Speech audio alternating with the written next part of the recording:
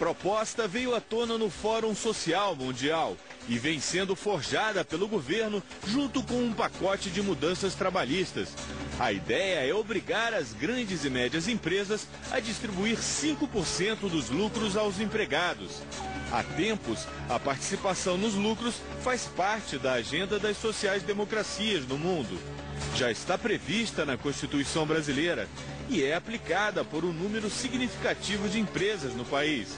A grande novidade da proposta é o caráter obrigatório e a fixação do percentual mínimo de 5% dos lucros.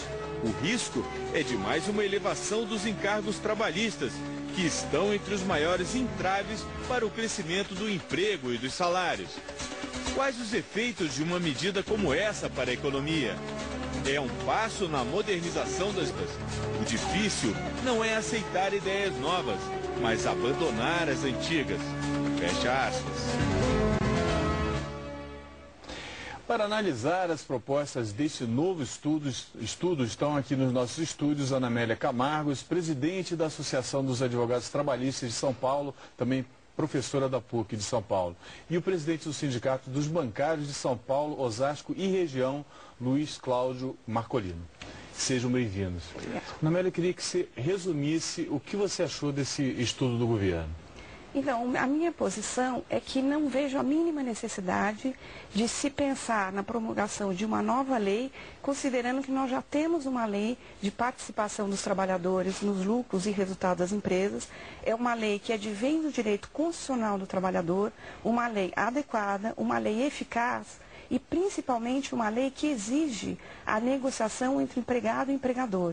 E é isso que o Constituinte de 88 quis trazer para o direito do trabalho, a partir de 88, que é exatamente a negociação entre o empregado e o empregador. Claro, através de sindicatos autênticos e fortes, e aí sim é o problema. Então, não vejo necessidade de uma nova lei, considerando... Exatamente. Luiz Cláudio. Então, para mim, acho que é muito importante essa legislação onde garante o mínimo a ser distribuído para os trabalhadores. Por que é importante? Nós conseguimos, nos últimos anos, centrais sindicais, estabelecer um valor mínimo de salário mínimo com uma correção permanente. Quando você pensa na participação dos lucros e resultado, hoje é legal, tem uma lei que determina que as empresas teriam que estar negociando com os sindicatos para garantir uma distribuição de PLR aos seus trabalhadores, mas na prática, boa parte das empresas brasileiras hoje não tem negociação, e boa parte dos trabalhadores hoje no país não recebe participação nos lucros e resultado. Quando você determina um mínimo de 5% a ser distribuído para os trabalhadores, é um espaço onde os trabalhadores vão ter esse direito e a partir daí você pode negociar para ampliar esse direito. Ana Amélia, por que você acha isso negativo? Eu acho negativo, primeiro que eu ouso discordar do Luiz Cláudio, porque eu advogo para diversas empresas, diversos setores, e cada vez mais a lei do PLR tem sido implementada. Hoje mesmo eu passei a tarde discutindo isso com uma empresa pequena, e os empresários, eles entenderam o espírito dessa lei, onde, de comum acordo, com esforço mútuo, eles podem dividir o lucro ou o resultado com os trabalhadores. Então eu acho que é uma lei eficaz que já existe e cada vez mais, Luiz Cláudio, está sendo implementada no Brasil. O número de empresas que procuram os advogados e os sindicatos para implementar a participação nos resultados é cada vez maior. Então eu acho que já é obrigatória. Sendo obrigatória, você já tem um mínimo, porque você tem que sentar para negociar. E eu acho que toda vez que o governo impõe uma legislação, ele está alimentando a inércia do movimento sindical. Com isso, o movimento sindical se acomoda e não briga por uma liberdade sindical. E essa liberdade sindical que melhoraria a condição do trabalhador no Brasil. Então, hoje nós, vamos pegar o caso dos bancários, nós já temos uma participação nos lucros e resultados desde 1995. Tem duas distribuições. Hoje já é garantido por convenção coletiva, vale para 450 mil bancários no Brasil, do Rio Grande do Sul até o Acre. Vocês são um sindicato muito forte. Então, mas foi um processo e as empresas também são muito lucrativas. Então, foi um processo que foi assim, tem a lei, mas nós iniciamos um processo de negociação que garantiu o mínimo. O que foi estabelecido como mínimo?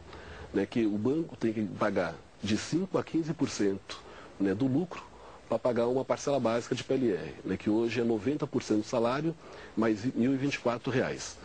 Se o banco gastar menos do que 5% para pagar essa regra básica, ele tem que elevar essa distribuição até chegar a 2,2 salários.